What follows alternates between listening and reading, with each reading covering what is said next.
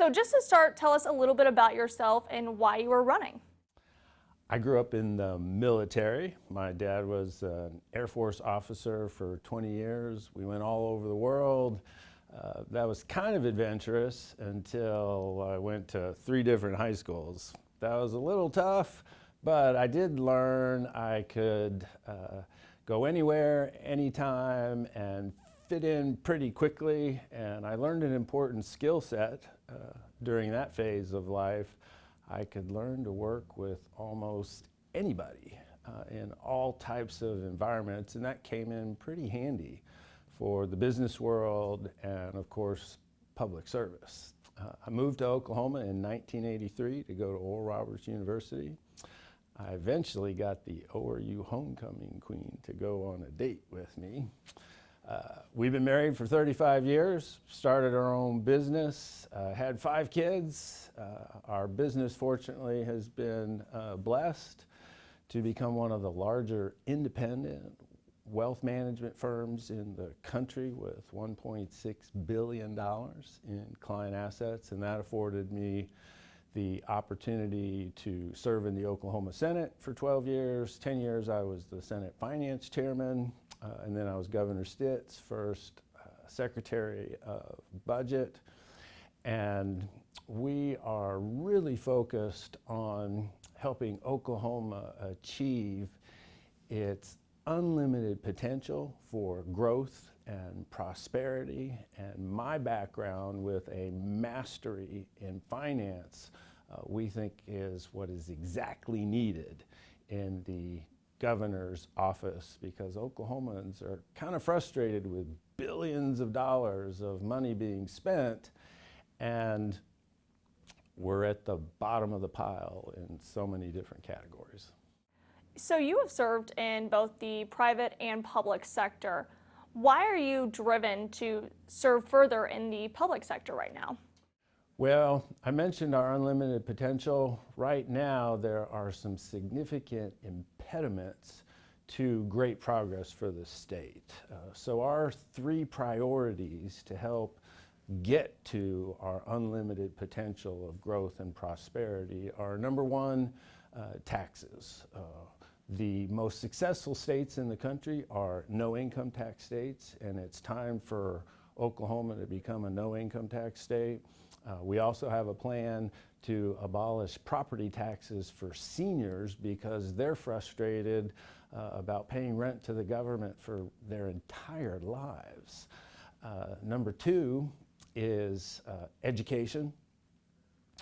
When we talk about only 20% of the kids can read, that means 500,000 students in the state of Oklahoma aren't reading properly at grade level.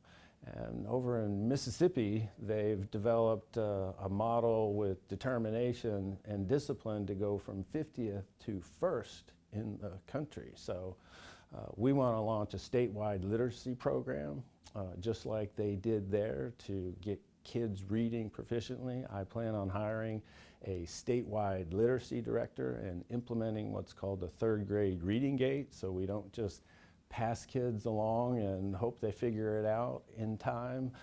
All the educational experts tell us that up to 3rd grade you learn to read, but after 3rd grade you really need to read to learn.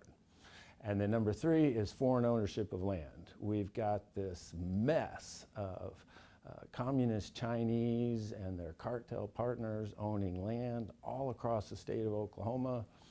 And the Oklahoma Constitution actually forbids the foreign ownership of land. We saw President Trump fix the southern border in just a couple days. So we want to get in there with some executive orders right away and get rid of these Chinese communists from the state of Oklahoma. What would you say sets you apart from the other candidates running? Well, I have a mastery in money and finance, and that is the exact skill set we need in the governor's office. Of the 4 candidates that can fund a statewide political campaign, I'm the only one that wasn't born into independent wealth. There's a big difference between inheriting money and managing money. And in terms of money management, you also have to have a successful method and track record for challenging the special interests down at the Capitol. After years of fighting for the people of Oklahoma, I did kill the $1.5 billion giveaway to the wind power companies that left us with just a few jobs.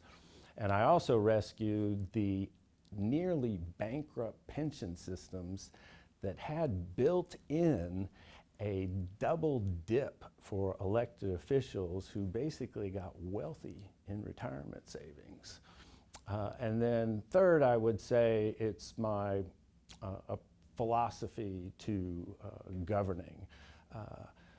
We have lots of elected officials that talk about being Christian conservatives, but in Oklahoma, we need a governor that will govern with a Christian worldview. Kevin Stitt, by the end of his term, will have served the state of Oklahoma for 8 years. What would you say that you align with him on, and what would you maybe do a little bit differently than what he's done? I really enjoyed working with Governor Stitt as his first Secretary of Budget for 2 years. We crafted together a strategy to build the state savings account to $1 billion for the first time in Oklahoma history. And thank the Lord we did, because in 2020 came the COVID shutdown and we needed every penny to keep the government operating with core services. Now, in a Mazzei administration, I plan to laser-like focus on waste, fraud, and abuse, because the taxpayers have lost, billions of dollars. When I was the Senate Finance Chairman, I did kill billions of dollars worth of corporate welfare, green energy scams like the $1.5 billion giveaway to the wind power companies. I also passed lots of tax cuts, got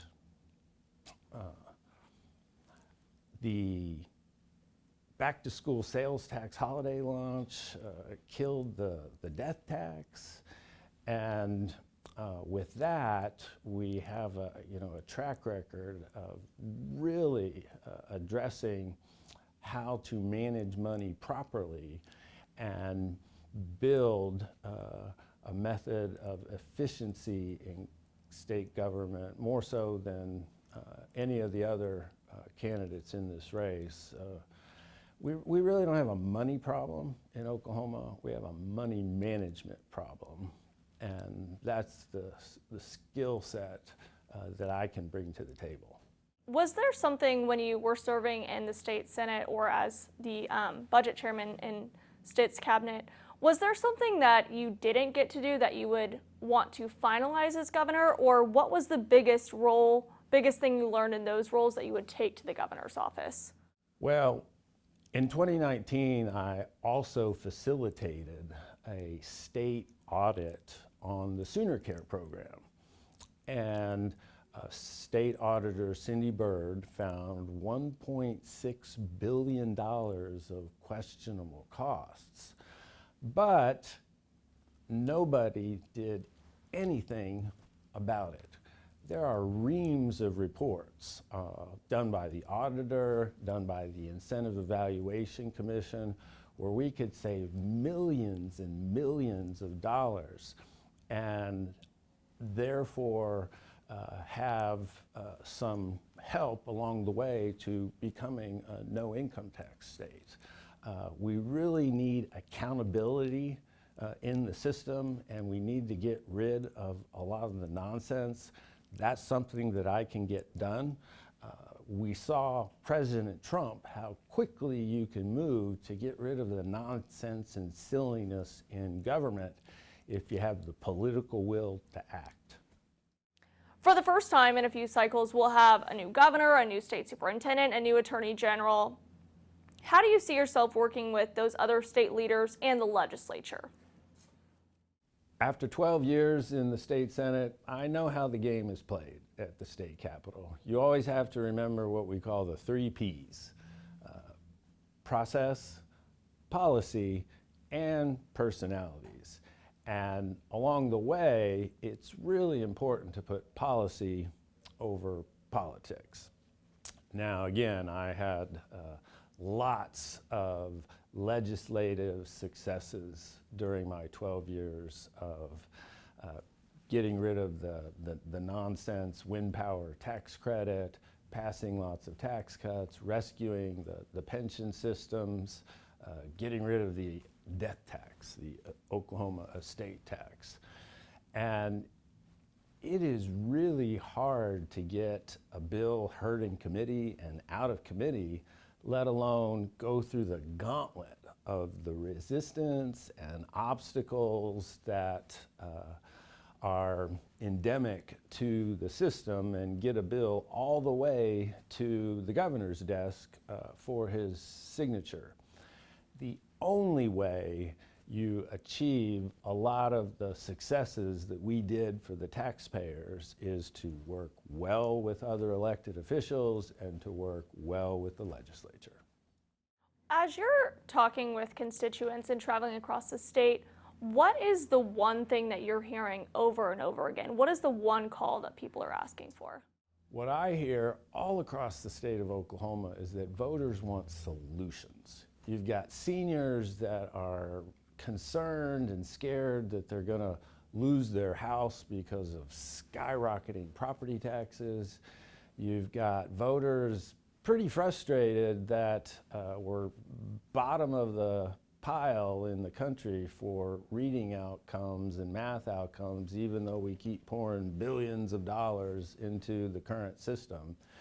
And then across the state of Oklahoma, voters are downright terrified with these Chinese Communist Party folks that own land and are doing business with the cartels, and we've got this just terrible public safety and national security crisis. What the voters want are solutions to these problems, and that's what I bring to the table. It's no secret that the executive branch and the tribes don't have the best relationship right now. What would you do to remedy that relationship, and how would you bring the tribes to the table in your term?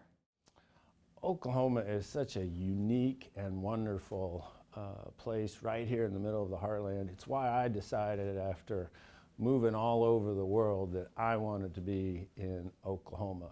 And of course, our Native American, tribes give us not only unique cultures and unique history, but they give us wonderful and unique opportunities that aren't available to the other states when it comes to economic development, job growth opportunities, healthcare strategies.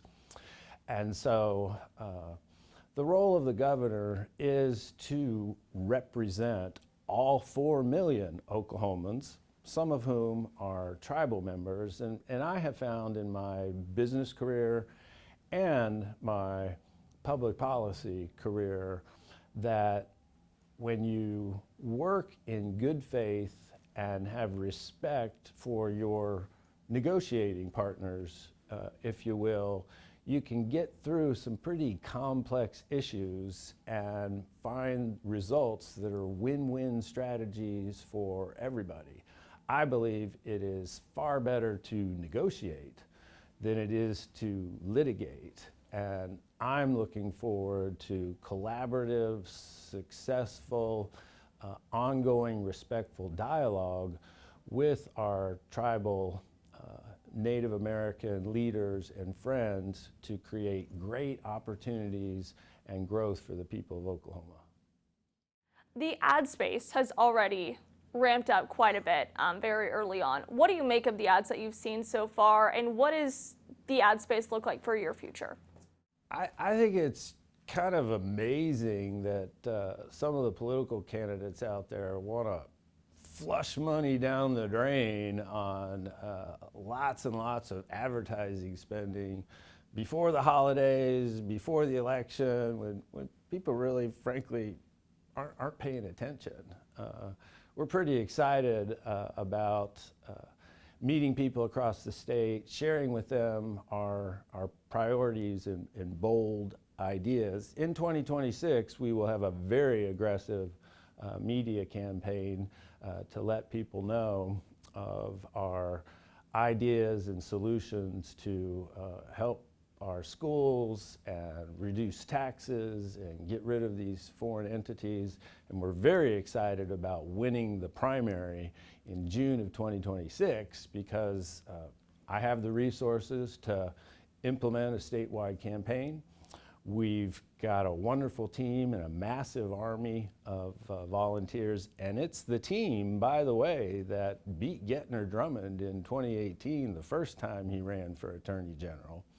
And we're securing the conservative base all over the state of Oklahoma with our friends and supporters like United States Congressman Josh McKean and former Attorney General John O'Connor. And I know from previous campaigns that when you have the resources and a great team and you secure the conservative base, you get a winner. You've talked a lot about, you're the man with the solutions. You talked a little bit about the third grade reading and some other tax incentives. What would be the first solution that you would want to implement as governor? On day one, I will sign several necessary executive orders to enforce Title 22 of the Oklahoma Constitution, which forbids the foreign ownership of land, to start pushing these Chinese communists and their cartel partners out of the state of Oklahoma. Also in my first week, I will hire a statewide literacy director, and we will get marching quickly on implementing the necessary reforms to improve the reading and math outcomes for thousands of Oklahoma students. And in the first year of a Mazzei administration, I will collaborate with both senators and House members on how to reduce the Oklahoma income tax rate from 4.5% to 3% in one big drop as part of a three-step process to become a no income tax state and still be able to handle paying for core services. As you're meeting with people over the next few months, what is your biggest message to Oklahomans? I am so excited that when true reform-minded conservatives unite in common cause together, we can become a no-income tax state, we can fix the schools so kids actually learn how to read, and we can chase these foreign bad actors out of the state. When conservative Oklahomans choose freedom and faith, we can usher in a golden age of growth and prosperity that shines like a beacon of light and hope all across the country. As you've been talking with people, was there anything you heard that surprised you or that you didn't expect to hear from constituents?